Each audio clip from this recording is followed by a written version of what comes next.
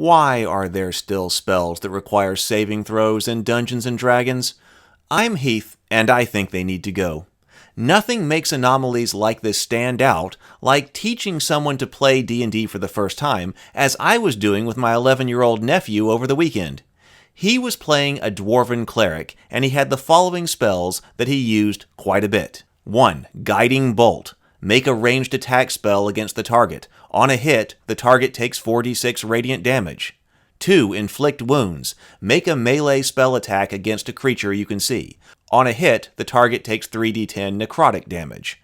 3. Sacred Flame. Flame-like radiance descends on a creature that you can see within range. The target must succeed on a dexterity saving throw or take 1d8 radiant damage. What? Why? Why does the player roll a spell attack for Guiding Bolt and Inflict Wounds, but not for Sacred Flame? Short of having to reference the complete spell description, there's no way to know that one of these 3 spells is resolved in a different way than the other 2. There's no reason for it, and that's confusing. And that has the consequence that there's no way to know how to resolve a spell in the game in a standard way. The way to resolve a spell is to open the rulebook, flip to the spell, read the description, and do what it says.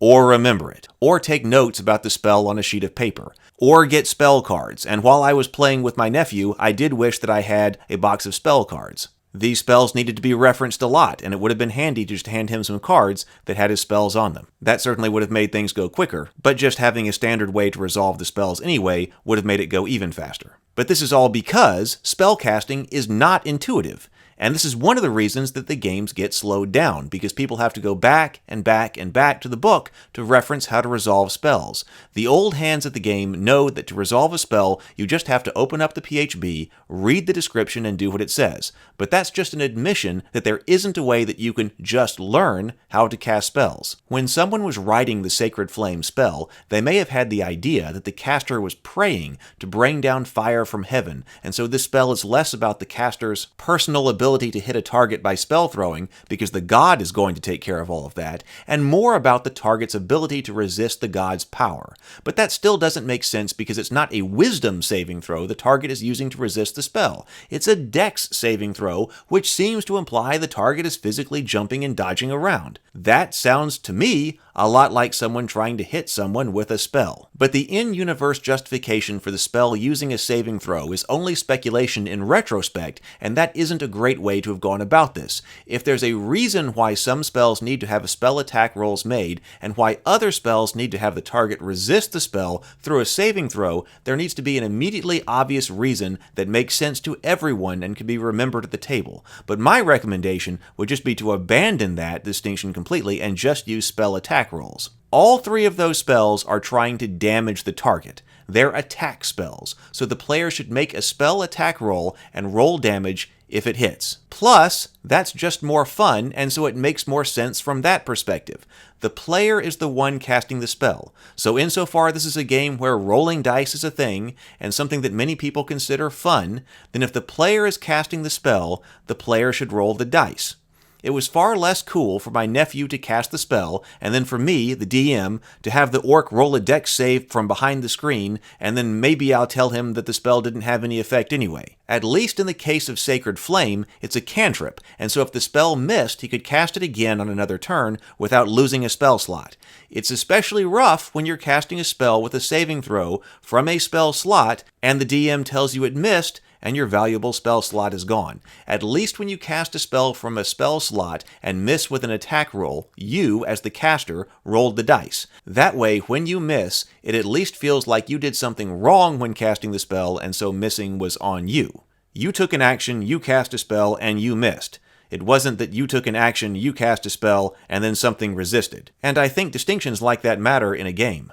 So ultimately, my adjudication at the table was to ignore the rule about Sacred Flame requiring a saving throw. We cast it using the saving throw for the first time, I think, because that was the first spell that he cast, and we looked it up. Then he cast other spells on other turns, and then when we got back to Sacred Flame, he had learned how spells work, and so naturally was going to make a spell attack roll in exactly the way that seems to make sense.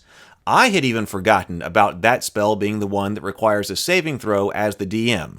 For some reason, the spell did get looked back up, and that's when I remembered that I was supposed to be doing the saving throw for it. But I didn't even bring that up at that point. By that time, we were in the moment of the game, and so it just makes sense that since he's the one casting the spell, he should be the one rolling the dice, and so that's what I let him do.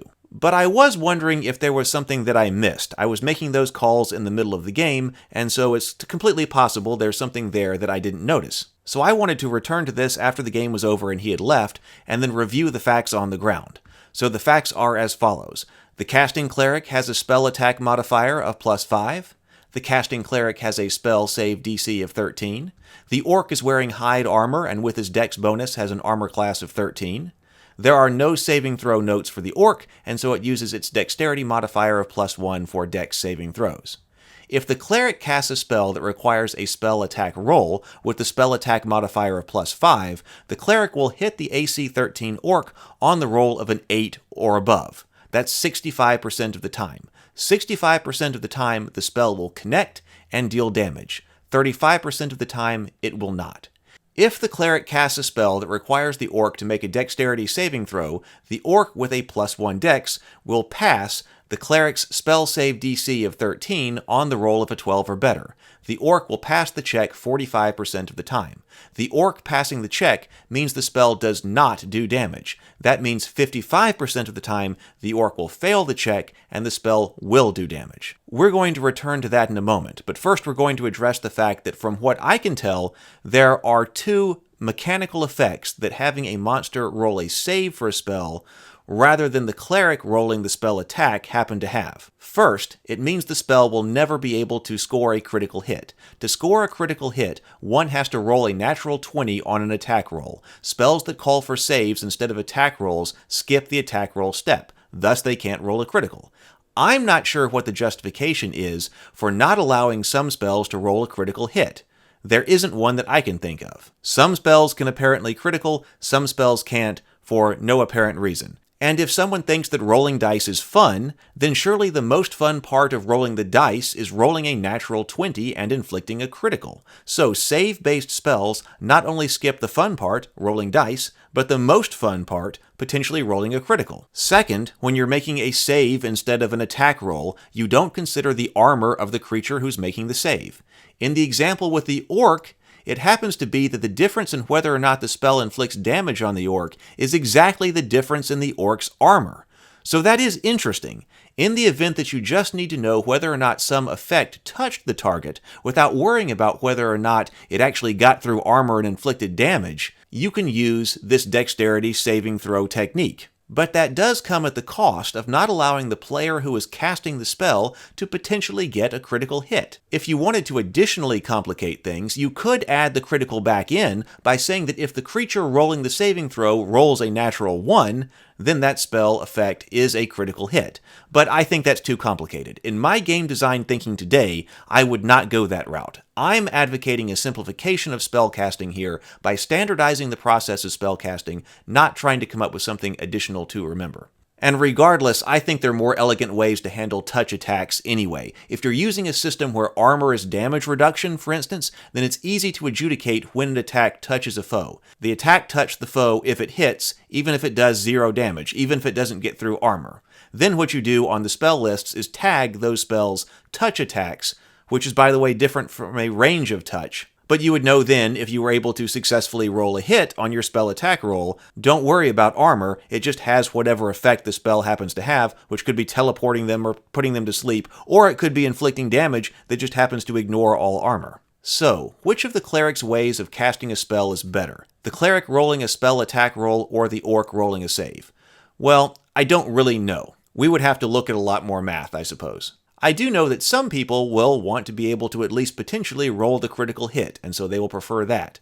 To other people, the trade-off of not being able to roll the critical hit will be offset by, in the case of the orc, hitting 10% more often.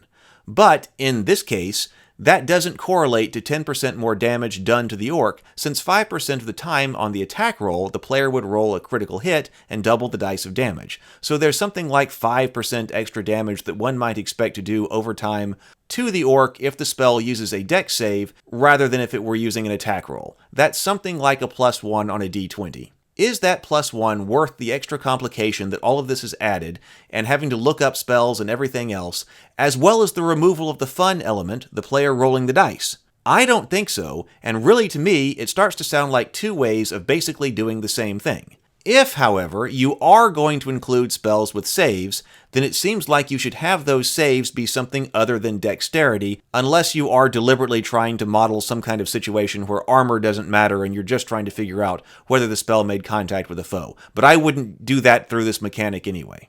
My point is that dexterity is already considered in a standard attack, so making the target roll a dexterity saving throw really doesn't add anything. It's just another way of doing about the same thing. So if you're going to have these saving throws, make the saving throws based on something that is not often used in combat, like wisdom or intelligence or charisma, and that will add a little bit more tactical dimension since the attack rolls already have to overcome armor and dexterity anyway. If you've got a foe that's high in armor or high in dexterity, but could be weaker in something else, like wisdom or intelligence, using a spell that forces a creature to roll one of its weaker saving throws could be a good idea. But a lot of that goes into a lot more reworking of Dungeons & Dragons than this video is really intended to look at. Arguably, those reworks should happen. I think there are ways that it can be improved, but the most direct way to simplify and standardize spellcasting is to eliminate the spell-based saves and make them all work on spell attack rolls. Of course, yes, with my example of the orc, it worked out very neatly because the armor class of the orc and the spell DC of the cleric were the same. That's not always going to be the case, and things may change at higher levels. But my argument isn't based on the mechanics in that area anyway. My argument for removing save-based spells is based on game design principles of simplifying spellcasting, standardizing it to accelerate gameplay, and also having the player who is taking the action, in this case casting the spell, being the one who is rolling the dice. I think that's better technique for a game and also potentially more fun. What do you think? Did I get it right? Did I get it wrong? Did I miss anything? If I did, please let me know in the comments. If you enjoyed this video, please go back to my channel. I've got a bunch of other videos on tabletop games, action figures, toys, and fantasy. They're organized by playlist, so you can go over there and check out exactly what's of interest to you. I look forward to seeing you in another video, and until then, happy gaming.